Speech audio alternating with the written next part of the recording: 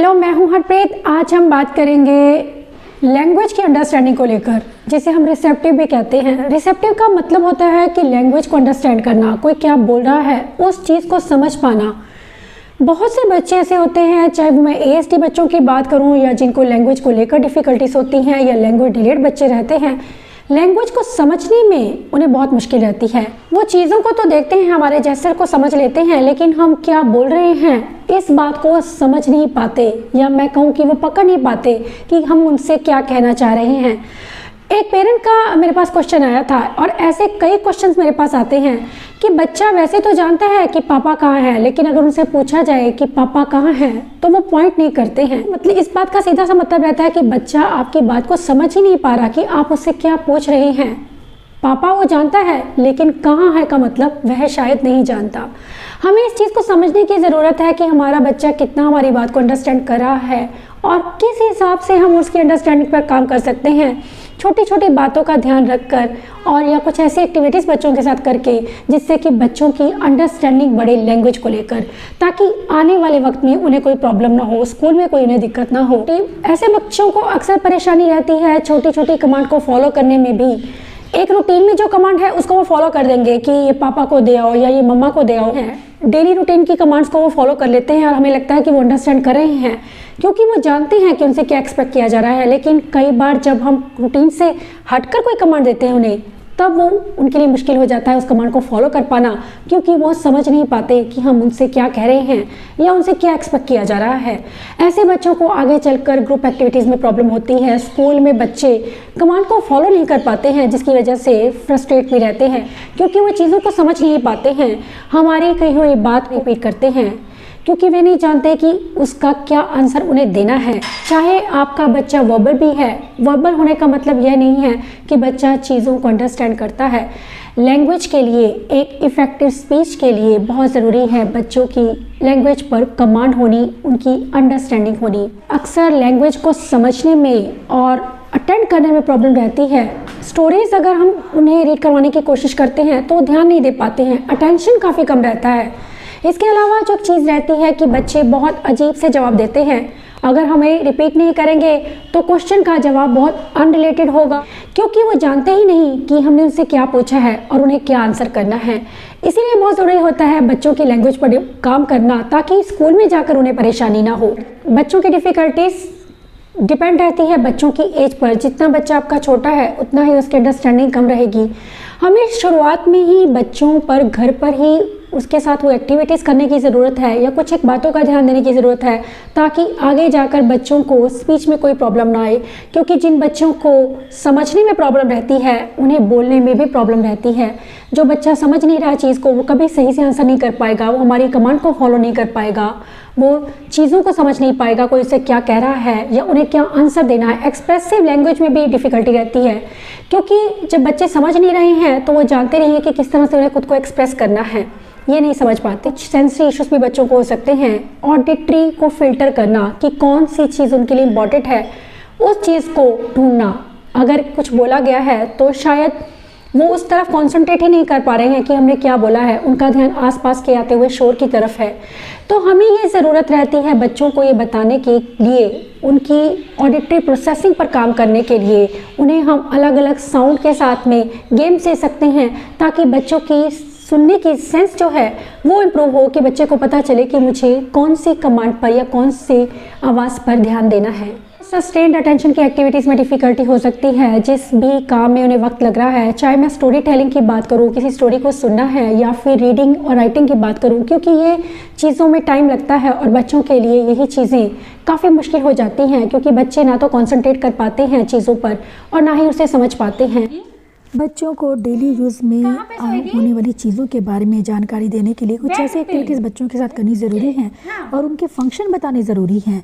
जो भी चीज़ वो डेली यूज़ करते हैं उसे किस तरह से उसे यूज़ करना है, यह सिखाना ज़रूरी है। सबसे पहला स्टेप रहता है ये बच्चों की लर्निंग का, उनकी लैंग्वेज डेवलपमेंट के लिए। चेयर पर इसके साथ ही अफेक्ट होते हैं बच्चों के सोशल स्किल्स, क्योंकि बच्चे इफेक्टिव वे में कम्युनिकेट नहीं कर पाते हैं दूसरों के साथ। किस तरह से बात करनी है, उन्हें किस वे में बात करनी है, जब भी हम बच्चों को कोई क्वेश्चन पूछते हैं तो उसका आंसर करना उनके लिए काफ़ी मुश्किल होता है, क्योंकि वो सेंटेंस को फ्रेम करना नहीं जानते हैं कि उन्हें पहले नाउन को यूज़ करना है या वर्ब को यूज़ करना है या किस तरह से उन्हें सेंटेंस फॉर्मेशन करनी है। ऐसे में बच्चों को कुछ ऐसी एक्टिविटीज़ देना ज़रूरी है जिससे बच्चे सेंटेंस को फ्रेम करना सीख सकें। जिसकी वजह से बच्चे बोलना पसंद नहीं करते, चुपचाप बैठे रहते हैं और स्पीच आने के चांसेस काफ़ी कम हो जाते हैं। बच्चों में कॉन्फिडेंस लगातार कम हो जाता है।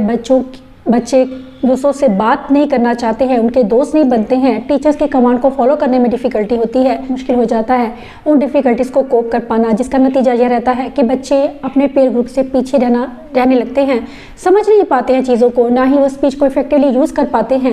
ये एक्टिविटी बेसिकली है क्लासिफिकेशन एंड ऑब्जेक्ट फंक्शन पर। इसका मतलब रहता है कि हमें चीज़ों के नाम बच्चे को बताने हैं कि इसे क्या कहते हैं और इसे किस लिए यूज़ किया जाता है, क्योंकि वो जानते ही नहीं कि स्पीच को किस तरह से उन्हें बोलना है, किस तरह से उन्हें उसे यूज़ करना है, क्योंकि अंडरस्टैंडिंग में प्रॉब्लम है। तो यहाँ अगेन बात आती है अंडरस्टैंडिंग की। तो आप समझ गए होंगे कि कितना इंपॉर्टेंट है बच्चों के लिए स्पीच को समझना और उसे जानना। इसके अलावा जो एक और डिफिकल्टी रहती है वो रहती है एग्जीक्यूटिव फंक्शनिंग में, प्लान करना, सीक्वेंस में लेना चीज़ को कि इसके बाद क्या होगा। ये चीज़ें भी बच्चे नहीं समझ पाते हैं क्योंकि उनका कंसंट्रेशन कम रहता है, जिसकी वजह से बच्चे चीज़ों पर ध्यान नहीं दे पाते और कई चीज़ें मिस कर जाते हैं। जिन बच्चों को अंडरस्टैंडिंग को लेकर प्रॉब्लम रहती है उन्हें एग्जीक्यूटिव फंक्शनिंग में भी प्रॉब्लम रहती है। बच्चे नहीं जानते हैं कि किसी काम को किस तरह से पूरा किया जाए, किस सीक्वेंस में हमें किसी काम को करना है। फॉर एग्जांपल अगर मैं सीक्वेंस की बात करूं तो बच्चों को ऐसी एक्टिविटीज़ देना बहुत ज़रूरी है जिससे बच्चे क्लियर समझ पाएँ कि इस सीक्वेंस का क्या मतलब रहता है, उन्हें किस ऑर्डर में किसी चीज़ को रखना है या किस ऑर्डर में कोई चीज़ की जानी चाहिए। कंसंट्रेशन एक मेन चीज़ रहती है हर एक चीज़ के लिए, चाहे मैं किसी भी स्किल की बात करूं। इसीलिए कंसंट्रेशन को इम्प्रूव करने के लिए आप लगातार घर पर कोशिश करते रहे ताकि बच्चों के बाकी स्किल्स पीछे ना रहे। सबसे पहले जो चीज़ रहती है या कुछ ऐसी चीज़ें सेंसरी बिन में छिपा देनी और बच्चे से उसके बारे में पूछना, क्योंकि जब बच्चों के लिए कोई चीज़ इंटरेस्टिंग रहती है बच्चे ऑटोमेटिकली उस चीज़ को देखते हैं और लैंग्वेज को समझने के लिए ज़रूरी होता है बच्चे का आपको सुनना, और बच्चे तभी सुनते हैं जब उनके इंटरेस्ट की कोई चीज़ उसमें रहे। ऊपर जा रही है, ऊपर शाबाश, इसको नीचे लेके आओ। मैग्नेटिक बोर्ड को यूज़ करना भी अच्छा आइडिया रहता है बच्चों के कंसंट्रेशन को इम्प्रूव करने के लिए। इसके अलावा उन्हें कॉन्सेप्ट्स को बहुत ही प्लेफुल वे में, प्ले जिसे हम कहते हैं कि खेल खेल में बच्चों को सिखाना। कॉन्सेप्ट बच्चों के लिए डिफ़िकल्ट होते हैं, जिन बच्चों को लैंग्वेज को लेकर इश्यूज़ रहते हैं या अंडरस्टैंडिंग को लेकर इश्यूज़ रहते हैं। जितना हम बच्चों को विजुअल देते हैं उतने ही बच्चे उस चीज़ को लेकर क्लियर रहते हैं और कॉन्सेंट्रेट रहते हैं, क्योंकि हमारा बोला जाना जो भी हम बात बोल रहे हैं उसको शायद वो स्किप कर जाए, लेकिन जब चीज़ें उनके सामने विजुअल में रहती हैं तो वो ऑटोमेटिकली उस चीज़ पर ध्यान देते हैं और उसे समझते हैं। इस एक्टिविटी में मैं बच्चे को ड्राई एंड वेट का कॉन्सेप्ट करा रही हूँ, जिसे मैं प्रैक्टिकल वे में करवा रही हूँ बच्चे को। टब में मैंने एक बेबी को रखा है, उसे बोल रही हूँ कि देखो ये वेट हो गए, ये पानी में, इसके कपड़े भी गीले हैं, अब हम इसे ड्राई करेंगे। मैं उसे बाहर निकाल रही हूँ और उसे बोल रही हूँ इसे हम वाइप करेंगे। उसको मैंने टाल दिया है छोटा ताकि वो उसको वाइप करे। इससे बच्चे जो है इस कॉन्सेप्ट को ईज़िली सीखते हैं जब बच्चे खुद से उस चीज़ को करते हैं। मैं बोलती हूँ देखो ये पानी है, पानी को आप वाइप कर दिया है तो अब ये क्या हो गया है, ये ड्राई हो गया है। इसी तरह से कुछ इसकी चीज़ें पसंद की लेकर, नहीं सिर्फ बेबी ही नहीं हम और चीज़ें भी ले सकते हैं। मैंने इसमें बॉल को भी यूज़ किया है ताकि बच्चा ये समझ पाए। अलग अलग चीज़ों के साथ जब बच्चे को हम वही कॉन्सेप्ट करते हैं तो बच्चे जनरलाइजेशन में बच्चों को प्रॉब्लम नहीं रहती। बच्चे ड्राई एंड वेट कॉन्सेप्ट को इजीली समझ पाते हैं। इसी तरह से सभी कॉन्सेप्ट आप बच्चों को सिखा सकते हैं सिंपल और प्लेफुल वेज में। कौन से कलर किया? इसके अलावा चीज़ों को डिस्क्राइब कैसे किया जाए, डिस्क्राइब करना एक बच्चों की लैंग्वेज डेवलपमेंट के लिए बहुत ज़रूरी है। बच्चों को चीज़ों के बारे में बताना, उसे एक्सप्लेन करना, उन्हें बताना कि क्या फंक्शन है इसका या क्या पार्ट्स हैं इसके, क्या फीचर्स हैं करना। ये सब चीज़ें बच्चे तभी सीखते हैं जब हम बच्चों को उनके तरीके से सिखाएं। कुछ ऐसी चीज़ों को यूज़ करना, उनके टॉयज़ को यूज़ करना, ये सब चीज़ें सिखाने के लिए, डिफरेंट कॉन्सेप्ट सिखाने के लिए, और साथ ही चीज़ों को डिस्क्राइब करना ज़रूरी है उनकी लैंग्वेज डेवलपमेंट के लिए। बच्चों को एडजेक्टिव सिखाना बहुत ज़रूरी रहता है। बच्चों को चीज़ों के फीचर्स बताना ज़रूरी रहता है। इनमें मैं फ़ीचर्स पे वर्क कर रही हूँ। इस एक्टिविटी में मैंने 4 अलग अलग बॉल्स ली हैं जिसमें बच्चे को मैं अलग अलग फ़ीचर बता रही हूँ और बच्चा उस चीज़ को वो मुझे दे रहा है। Good boy. Hard ball. बच्चों के साथ में आई स्पाई जैसी गेम करना भी अच्छा आइडिया रहता है, क्योंकि खेल खेल में बच्चों को सिखाना, लैंग्वेज स्किल्स पे उनके काम करना, उनके अंडरस्टैंडिंग पे काम करना। I spy something which help you to buy something. Good, money. I spy something. I spy something which will help you to color. Good. I spy something that will help you to write. Good. I spy something that will help you to wash your hands. कौन सा colour है? Red. Red colour की दो चीजें बताओ। कौन कौन? Strawberry. Strawberry red colour की होती है और Cherry. Good boy. Fruit. ये क्या है? Nose. गुड। क्या है ये? Nose. आपने कौन कौन सी चीजें देखी थी अभी? Nose. Very good. दूसरा नोज था। अच्छा, एक एनिमल भी तो था। कौन सा एनिमल था वो? Nose. गुड। बुक्स और पजल्स को यूज़ किया जा सकता है बच्चों की लैंग्वेज को डेवलप करने में, उनकी अंडरस्टैंडिंग पर काम करने में। इस एक्टिविटी में मैं पज़ल बुक को यूज़ कर रही हूँ। बच्चे को वॉशरूम का सीन दिखा रही हूँ कि इसमें वॉशरूम में क्या चीज़ें रहती हैं, या ये जो गर्ल है ये क्या कर रही है। इसमें मैं वर्ब, नाउन्स, इन सब चीज़ों को ले रही हूँ ताकि बच्चे को क्लियर अंडरस्टैंडिंग रहे। ख़ासकर उन चीज़ों को लेना जो बच्चे डेली यूज़ करते हैं, या जो सीन वो जो काम वो डेली करते हैं, क्या कर रही है? उससे बच्चे बहुत जल्दी लैंग्वेज को पिक करते हैं और अंडरस्टैंड कर पाते हैं। Brushing, very good. Is this a pencil? Yes, this is a pencil. Is this a plate? No. This is a Glass. Good. Who teaches us? What gives us milk? Good. इसमें मैंने काम किया है WH questions पर। What, why, where, ये सभी चीज़ें मैंने ली हैं और बच्चे को अलग अलग तरह से क्वेश्चन पूछ रही हूँ और बच्चे को पिक्चर के थ्रू विजुअल में आंसर करना है। अब मैं बात करूंगी कुछ ऐसी टिप्स की जो पेरेंट्स के लिए हैं कि किस तरह से बच्चों को घर पर डील किया जाए। कौन सी कुछ एक बातों का, इन एक्टिविटीज़ के साथ में हमें कौन सी बातें हैं जिन्हें ध्यान देने की ज़रूरत है कि हम बच्चों के साथ वो चीज़ें ना करें जिससे उनकी लैंग्वेज पे फ़र्क पड़े या उनकी अंडरस्टैंडिंग कम हो। पहले हमें इस चीज़ का ध्यान रखना है कि बच्चे का कॉन्सेंट्रेशन अगर कम है तो हमें उतना ही बोलना है जितना ज़रूरी है। एक छोटी सिंपल कमांड दे जितना शॉर्ट हो सके, और अगर कमांड थोड़ी लंबी है कि वहाँ जाओ और पापा को दो, तो हम उसे ब्रेक करके देंगे। हम बोलेंगे वहाँ जाओ, उसके बाद हम थोड़ी देर के लिए पॉज करेंगे, वेट करेंगे बच्चे के रिस्पॉन्स का। जब बच्चा वहाँ चला गया है तो हम बोलेंगे कि ये पापा को दे दो। अगर आप डायरेक्टली बच्चे को एक लंबी कमांड दे देते हैं, बच्चे उस चीज़ पर फोकस नहीं कर पाते, उनके लिए कमांड को समझना भी काफ़ी मुश्किल हो जाता है। इसके अलावा जॉइंट अटेंशन स्किल्स और आई कांटेक्ट बहुत ज़रूरी चीज़ें रहती हैं। ये सोशल स्किल्स बहुत ज़रूरी हैं बच्चों की लैंग्वेज की अंडरस्टैंडिंग को इम्प्रूव करने के लिए।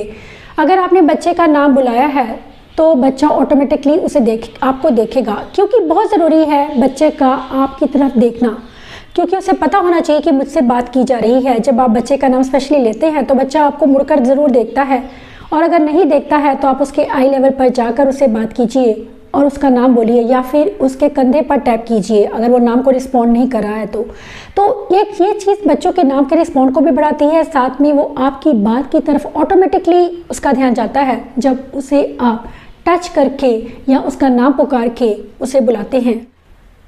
एक और चीज़ जो रहती है, हम उन चीज़ों को नोटिस नहीं करते कि हम बच्चे को कमांड देते हैं लगातार कि चलो जाओ, आप शूज़ उतारो, उसे रैक में रख दो, और हम कई बार सीक्वेंस से बाहर चले जाते हैं। उस चीज़ को सीक्वेंस में नहीं बोलते, हम कहते हैं कि जूते रैक में रख दो, उतार दो जूते, शूज़ सॉक्स में उतार दो। हमने सॉक्स बाद में बोला, रख दो पहले बोल दिया।